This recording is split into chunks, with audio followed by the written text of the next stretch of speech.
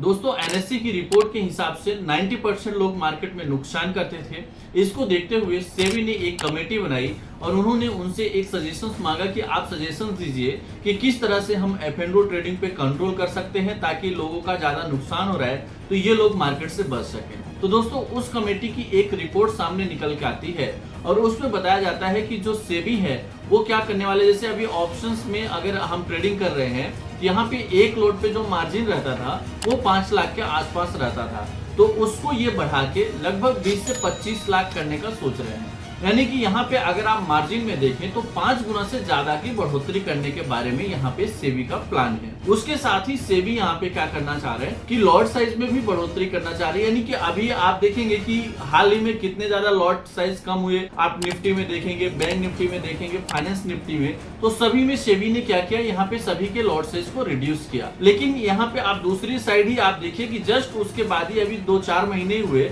यहाँ पे lot size कम किए गए, लेकिन उसके बाद आप देखेंगे कि दूसरी रिपोर्ट आती है और सेबी यहाँ पे ये बोलते हैं कि हम लॉट साइज को फिर से बढ़ाएंगे। और अभी इनकी जो मंशा थी, अगर आप 6 महीने पहले देखें, क्योंकि 6 महीने पहले भी तो ये सेबी को पता था कि 90% लोग नुकसान करते थे, लेकिन उस समय उनको कोई परवाह नहीं थी कि हाँ लोग नुकसान कर रहे हैं, लोगों का मार्केट में पैसा डूब रहा है। लेकिन अचानक ये बना रहे प्लान कि यहाँ पे हम मार्जिन को बढ़ाएंगे, लॉट साइज को बढ़ाएंगे, जिससे यहाँ पे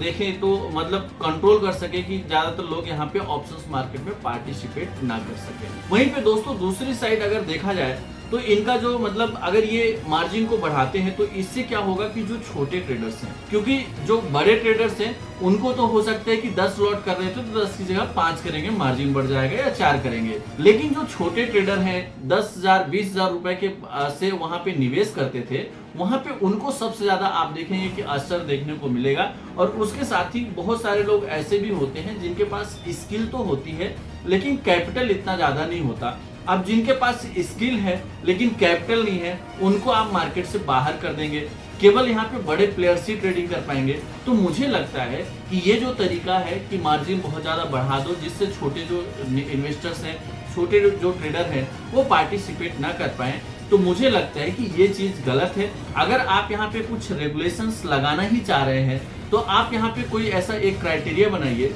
जिससे कि हाँ ये लोग पार्टिसिपेट कर सकते हैं, मार्जिन की बेस पे ना हो, उनके क्वालिफिकेशंस के बेस पे हो, उनके नॉलेज के बेस पे हो। कोई सा आप छोटा मोटा टेस्ट भी रख सकते हैं, उसके हिसाब से अगर वो उस क्राइटेरिया में आ रहे हैं देन आप उनको पार्टिसिपेट करने दीजिए, अदरवाइज बाकी लोग नहीं करें। क्योंकि इससे क्या होगा कि हमारे देश में बहुत सारे ऐसे टैलेंट लोग हैं जो कि इसकी वजह से पीछे रह जाएंगे, वो पार्टिसिपेट ही नहीं कर पाएंगे, तो उनके जीत और हार या आगे बढ़ने की पॉसिबिलिटी ही वहां पे खत्म हो जाएगी। तो मेरा मतलब ये मेरा व्यू है, आप लोग क्या सोचते हैं? क्योंकि बहुत सारे लोग आप भी हैं जो ऑप्शंस मार्केट में ट्रेडिंग करते हैं, तो आप लोग भी कमेंट करके बताएं कि क्या ये जो मार्जिन बढ़ाने की स्ट्रेटजी है जिसमें ये फिल्टर करना चाहते हैं कि केवल जो बड़े ट्रेडर हैं वही यहाँ पे पार्टिसिपेट कर पाएं और छोटे लोग यहाँ पे पार्टिसिपेट नहीं कर पाएं, जिनके पास कैपिटल कम है वो पार्टिसिपेट नहीं कर पाए। तो मुझे नहीं सही लगता, आप लोगों को क्या लगता है? आप इस पे अपना कमेंट करके राय जरूर रखिएगा दोस्तों। उसके साथ ही यहाँ पे आप देखेंगे कि जो ऑप्शन में सेलिंग करते थे या हैज की पोजीशंस क्रिएट करते थे, तो उनका क्या होता था, लगभग वो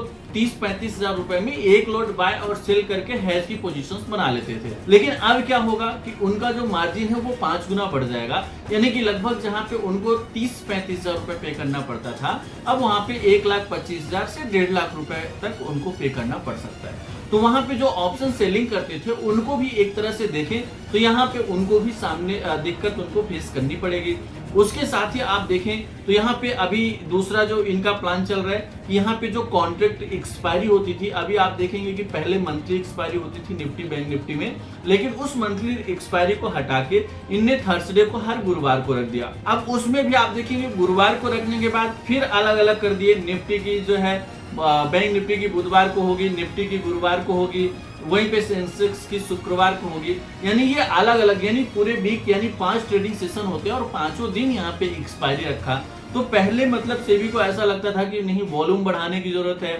छोटे छोटे लोग भी पार्टिसिपेट करें, और जब सारे लोग मार्केट में आ गए और वो लोग ट्रेडिंग कर रहे हैं तो अब इनको वो यहाँ से बाहर करना चाहते हैं। अब दोस्तों यहाँ पे आप एक कॉन्सेप्ट समझिएगा कि सेबी तो ये सोच रहा है कि हम यहाँ पे बच जाएंगे अगर हम छोटे छोटे इन्वेस्टर्स को बाहर कर देंगे, ट्रेडर्स को, तो यहाँ पे मेरे ऊपर तो आरोप नहीं लगेगा, लेकिन हो सकता है कि वो लोग जो छोटा पैसा यहाँ पे लगाते हैं, तो वो रमी सर्कल या अलग अलग प्लेटफॉर्म पे जाके और वो लोग वहां पे पैसे को इन्वेस्ट करें, तो कहीं ना कहीं नुकसान तो उनका होगा। तो मेरा ये सजेशन है कि आप यहाँ पे एक गाइडलाइन बनाइए, उनको कुछ सिखाने के लिए कोई प्रोग्राम रखिए, ताकि यहाँ पे अवेयरनेस आए और जो लोग जिनको नॉलेज नहीं है वो लोग ट्रेडिंग ना करें, खुद से वो डिसीजन ले, उनको ये पता हो कि नहीं हमें यहाँ पे रिस्क है। तो अवेयरनेस प्रोग्राम होना चाहिए, ना कि उनको फिल्टर कर देना चाहिए और पार्टिसिपेट करने से बाहर कर दें। तो ये मेरी सलाह है दोस्तों, आप लोग कमेंट करके बताएं कि इस पे आपकी क्या राय है। धन्यवाद, नमस्कार।